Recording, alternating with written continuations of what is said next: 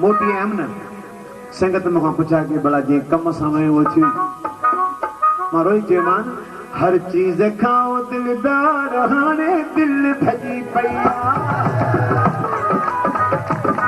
हर चीज़ खां दिलदार हाणे दिल भॼी पई आसमान ॾिठा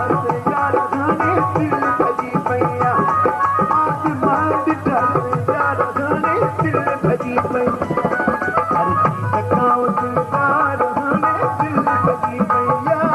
हर चीज़ खां दिलदार हाणे दिल भॼी पई आसमान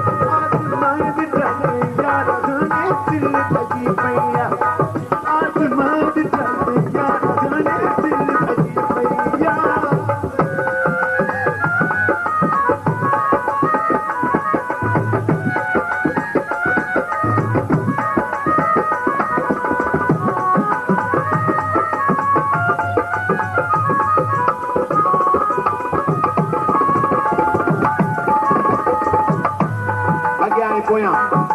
खून प्यारे जिनखे पालियो तिन बि दुखनि में कोन संभालियो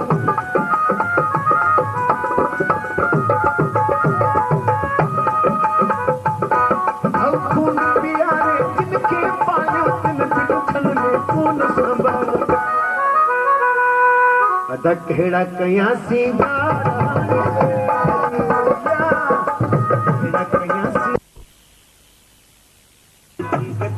दिलदार हाणे दिल भॼी पई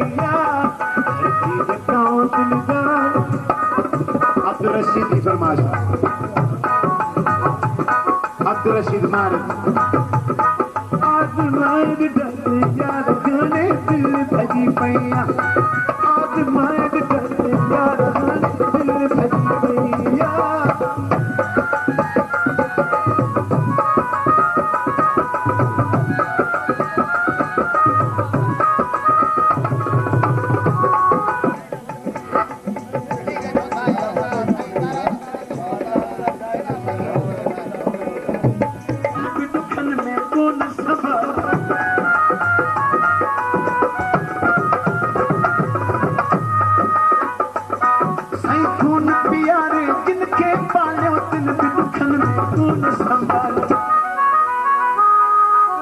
रोज़ नवा तकरार हाणे दिल भॼी पई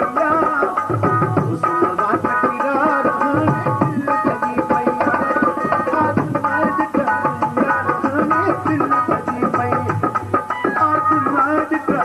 यार हाणे दिल भॼी पई हर चीज़ खां दिलदार हाणे दिल भॼी पई हर चीज़ खां दिलदार हाणे दिल भॼी पई आसमान ॾिठा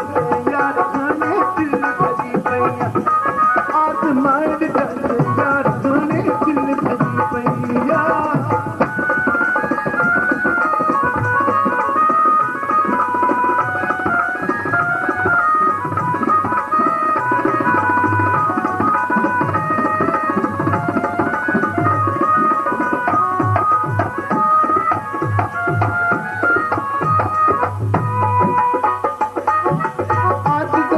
संगत पाण विञाई से पंहिंजी पत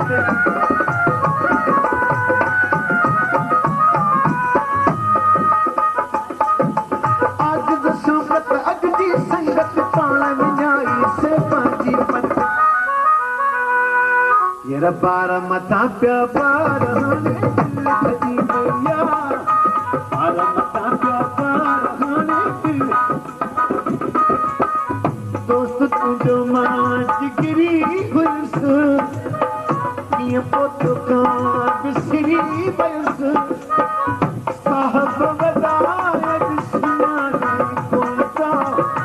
साहब वॾा अॼु सुञाणे कोन दोस्त तुंहिंजो मां जिगरी हुयुसि कीअं पोइ तोखां विसरी पयुसि साहब वॾा अॼु सुञाणे कोन था साहब वॾा अॼु सुञाणे कोन